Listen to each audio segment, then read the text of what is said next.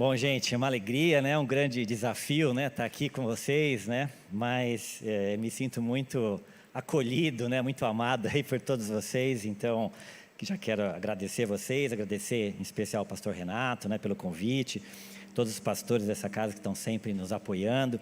Então, eu quero agradecer e dizer que é uma grande honra para mim, uma grande alegria estar aqui com vocês.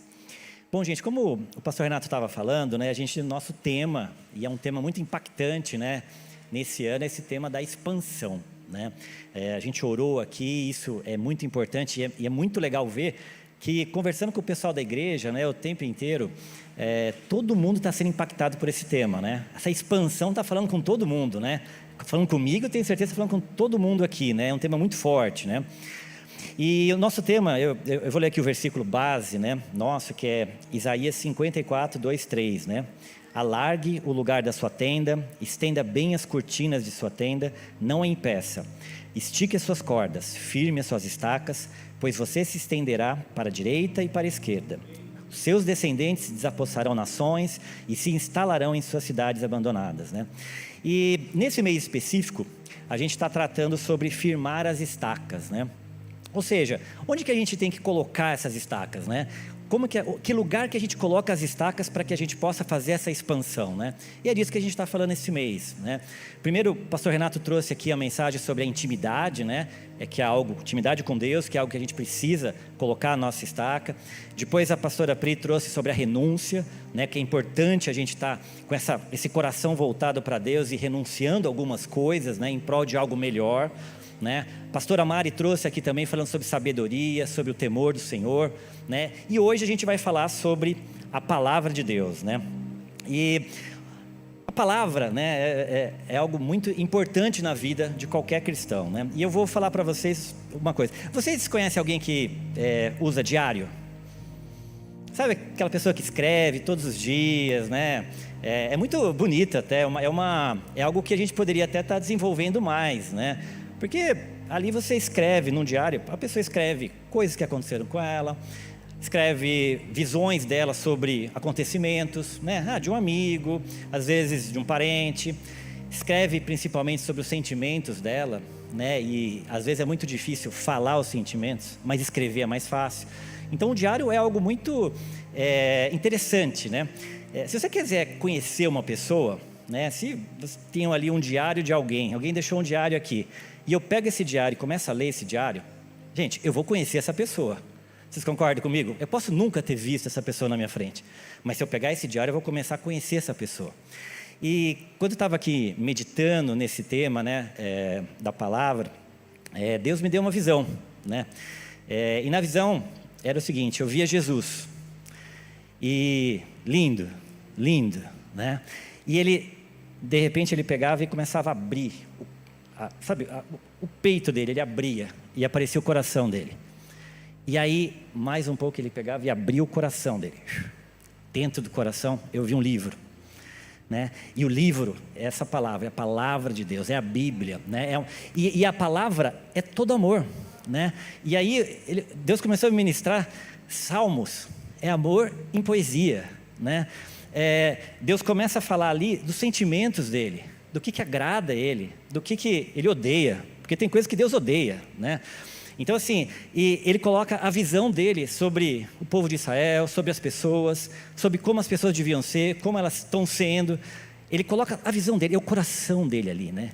Então quando você olhar para a Bíblia, você tem que ver um diário, você tem que ver um diário de amor, né? Para você conhecer uma pessoa, né? E faz todo sentido, porque lá em João 1, né, Jesus é a palavra, né? Está escrito lá: aquele que é a palavra tornou-se carne e viveu entre nós. Vimos a sua glória como do unigênito vindo do Pai, cheio de graça e cheio de verdade, né? E se Jesus é a palavra e ele é a palavra, cara, a gente tem que ser atraído por ele, concorda? A gente tem que ser atraído por ele. Eu tenho que querer conhecer mais ele. Gente, se você gosta de alguém, você quer conhecer a pessoa. Só faz sentido, se você gosta de alguém, você quer conhecer ela, né? Eu tenho que conhecer cada vez mais a minha esposa. Te amo, amor. Eu quero conhecer cada vez mais as pessoas que me amam, que eu amo, que eu quero ficar junto. E isso tem que ser algo muito natural. Então, se a gente tem algum problema em querer conhecer mais a Jesus, se a gente tem algum problema com a palavra, se a gente acha que essa palavra é chata, cara, tem um problema. A gente está com algum problema, tá? Isso a gente tem que pensar, né? Não é, a palavra não é igual a um livro de receita, porque, gente, eu odeio livro de receita, tá? Eu não gosto, nem sei cozinhar, tá? Então, mas assim, não é um livro de receita, tá? A palavra é o coração de Deus, é o diário de Deus para nós, né? E aqui eu queria fazer uma observação, né? Como o pastor Renato falou, né? Sobre intimidade. Intimidade também é conhecer a palavra dele, né? Porque está conhecendo ele. E tem uma coisa que Deus me tocou nesses dias, assim, é algo até um pouco evidente, mas às vezes é bom falar o óbvio, né? Perguntaram para Jesus em determinado dia ali, perguntaram: Jesus, qual que é o maior mandamento? Aí, lá em Mateus 22, 36, 39. Aí Jesus disse: ame o Senhor, seu Deus, de todo o seu coração, toda a sua alma e todo o seu entendimento. Esse é o primeiro e maior mandamento. E o segundo, que é semelhante a esse, ame o seu próximo como a si mesmo. Gente, é importante a gente entender isso. São duas coisas distintas. Às vezes a gente confunde um pouco, mas são duas coisas distintas. Eu posso amar pessoas e não amar Deus. Isso é comum, né? Eu amo meu pai, minha mãe, meus pais me amam, amo meu cônjuge. Beleza, isso é comum, normal. No mundo inteiro está assim. Mas a questão é, eu não posso amar a Deus sem amar as pessoas. Então tem uma conexão. Mas a gente tem que amar em primeiro lugar a Deus, né? E isso tem a ver com você conhecê-lo. Por isso que a gente tem que estar sempre buscando conhecê-lo cada vez mais, tá? E falando da palavra, né? A palavra é a verdade. Está lá em João 17:17, né? Jesus fala: a tua palavra, ó Deus, é a verdade. E aí, uma coisa simples: o que não é verdade, qual que é o contrário? Mentira, né? Então, a palavra de Deus é a verdade. Outra coisa, a palavra de Deus é poder, né? Está lá em Hebreus 1:3, fala o seguinte, falando de Jesus: o qual, sendo o resplendor da sua glória e a expressa imagem da pessoa de Deus, e sustentando todas as coisas pela palavra do seu poder. Para pensar. Todas as coisas são sustentadas pelo que ele falou. A palavra dele é poder. Ela sustenta todas as coisas. Então, essa é outra característica dela. E uma outra, ela é imutável. Jesus, ele fala algo muito, muito forte, né?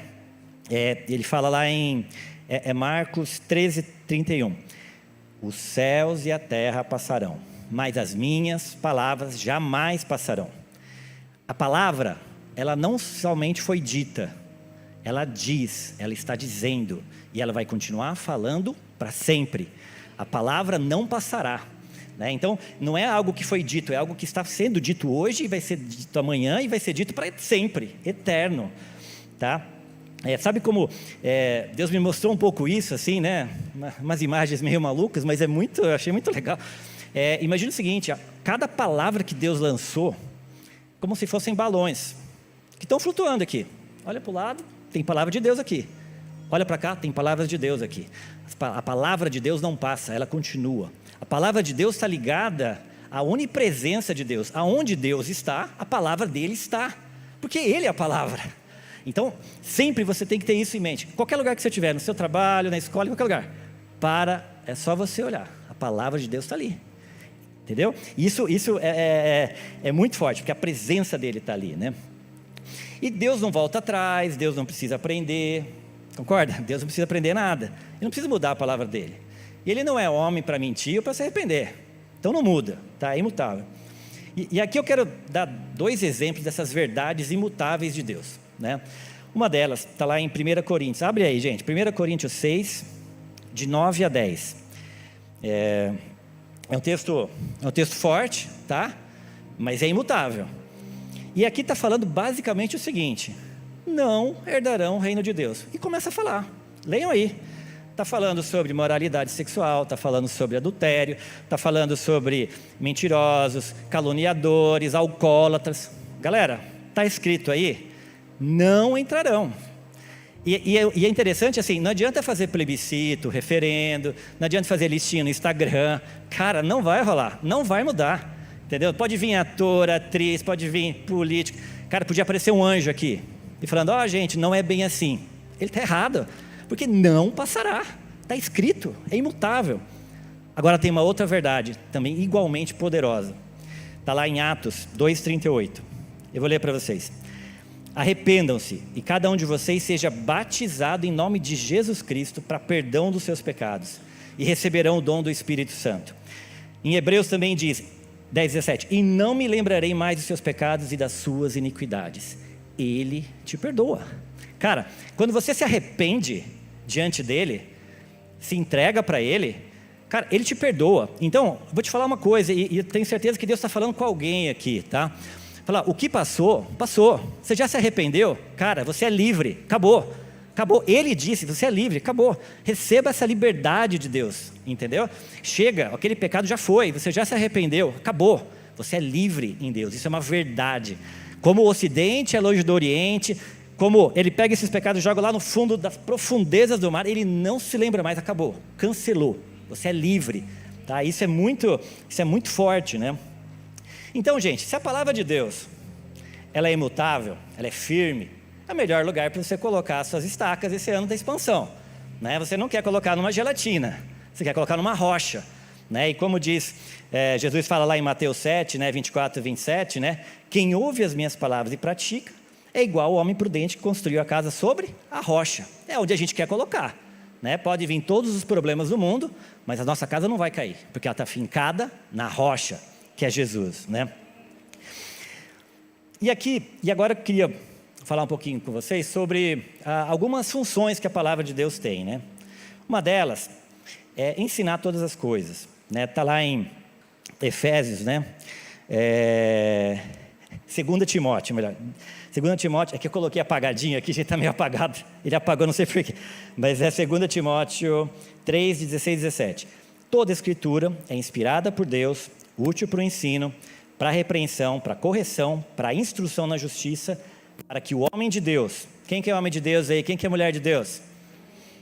Seja apto, para que você seja apto e plenamente preparado para toda boa obra. Ela nos ensina, né? E sobre expansão, Deus me tocou e eu também acho que isso é para alguém aqui ou para todos nós, enfim, é algo que é um pouco fora do comum a gente falar sobre isso, quando fala em expansão, mas Deus me tocou muito sobre isso, que está lá em Efésios 6, 1, 3. A gente precisa honrar o pai e a mãe. Aí você fala, cara, por quê? Qual que é o que tem a ver com expansão, né? Como está lá em Efésios 6, 1, 3, está escrito o seguinte: honra o teu pai e tua mãe. Este é o primeiro mandamento com promessa. E qual que é a promessa? Para que te vá bem e tenhas vida longa sobre a terra. Então, olha isso, gente. Aqui está falando que a palavra, esse honrar pai e mãe, é um acelerador de expansão. Se você fizer isso, você vai, tudo vai bem com você, concorda? Estamos falando de prosperidade, estamos falando de expansão. Então assim, honra o teu pai e a tua mãe, né? Porque quando você faz isso, está honrando a Deus. Você não está legitimando abusos, problemas que seus pais tiveram com você, não é isso. Mas você está honrando a Deus, e você tem uma bênção, você recebe uma aceleração na sua expansão. Então honra o teu pai e a tua mãe. Outra função da palavra, a pastora Mari já falou, né, mas é dar sabedoria para a gente, né? Lá em Salmo 119, 98 diz: os teus mandamentos me tornam mais sábios do que os meus inimigos, porque estão sempre comigo. E gente, é bom ser sábio, inteligente para expandir, né? Se você não fizer isso, você pode fazer igual Ló, né? O justo Ló, como diz a palavra. O que ele fez? Ele resolveu expandir, certo? Saiu ali de Abraão, para onde que ele foi? Ele escolheu o pior lugar possível, foi para a parte de Sodoma e Gomorra, cara. E aí, o que aconteceu? Deu ruim para ele, deu muito ruim para ele, né? E a gente sabe a história. Então assim, você tem que ter sabedoria para onde você vai expandir, né? Você não pode ser igual Ló, você tem que ser mais sábio que isso, né? Uma outra função da palavra: gerar fé, né? Está lá em Romanos 10, 17. A fé é pelo ouvir e ouvir pela palavra de Deus. Quem sabe que para expandir você tem que andar em fé? Você precisa do sobrenatural de Deus, você precisa de coisas que não acontecem normalmente. E para isso que você precisa? Fé, né? E a fé veio da onde? Cara, palavra de Deus, né? Outra coisa, a palavra faz, ela nos purifica. Em João 15:3, Jesus falando para os discípulos: vocês já estão limpos pela palavra que eu tenho vos falado. A palavra, ela purifica, ela limpa, né? A gente sabe disso, né? Quando a gente vem aqui na igreja, tal, você está mais ou menos ali, né, tal, você sai daqui, você ouve a palavra, você sai diferente. Por quê? Porque a palavra te limpou, ela te purificou, né? Isso é muito importante, essa questão dessa purificação, quando a gente fala em expansão, né? E aqui eu quero lembrar para vocês uma coisa, não sei se vocês já ouviram falar, mas está lá na Bíblia: conselho de Balaão. Não sei se todo mundo já ouviu falar, conhece a história de Balaão, mas assim, qual que foi a questão? Moisés estava levando o povo para a terra prometida, não tinha chegado ainda, estava indo lá no caminho, precisava andar aquele caminho para expandir, né? E aí, o que aconteceu?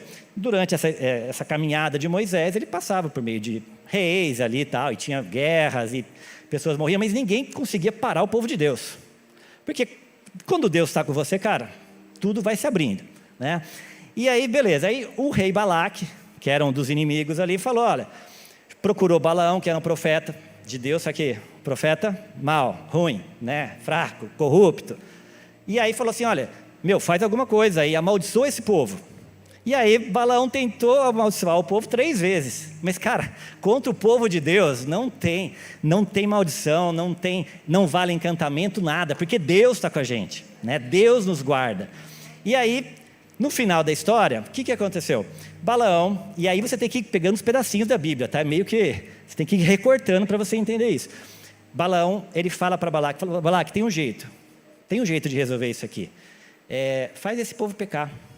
E aí ele pegou, Balaque mandou lá umas mulheres, né, se não me engano é moabitas, e aí pegaram, seduziram uns homens lá de Israel, tal, beleza, eles foram com elas, começaram a servir outros deuses e fazer sacrifícios. O que aconteceu? Veio uma praga sobre Israel, milhares morreram.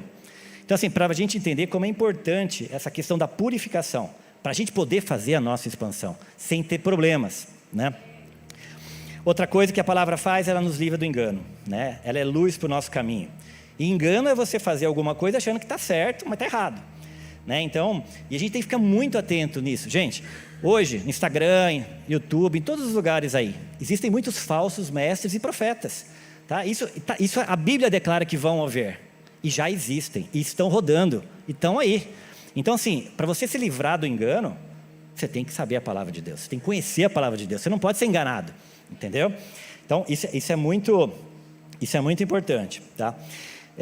A outra coisa, a Bíblia é um coaching, né? Ela sempre nos incentiva a melhorar, né? Tem um texto aqui em Efésios 4, 13 e 15, tem vários textos, né? Mas eu só vou ler esse aqui, que fala o seguinte, né? Que a gente tem que chegar à medida da estatura perfeita do varão, perfeito, que é Jesus, né? E aí fala: antes, seguindo a verdade em amor, a verdade é a palavra é a verdade. Seguindo a verdade em amor, cresçamos em tudo, que é a cabeça Cristo. Naquele que é a cabeça Cristo, cresçamos em tudo. A Bíblia nos estica, vamos melhorar, vamos para frente. O que está ruim, melhora. Vamos melhorar sempre, rumo ao que Jesus tem para nós, né? E às vezes isso é desconfortável, mas vou te dar uma notícia. C.S. Lewis, ele falava uma frase que é a seguinte: o cristianismo não é para quem quer ficar confortável, cara, esquece. Cristianismo não é para ficar confortável. Cristianismo é para estar sempre te puxando, né, para te melhorando. É igual, não tem o personal trainer que fica ali na academia, está fazendo lá o exercício, não aguenta mais, o cara vai, continua, termina. A Bíblia está falando isso para você o tempo inteiro. Vamos embora, não para, né? E como é que a gente se relaciona? E aqui eu estou indo para o final. Como é que a gente se relaciona com a palavra?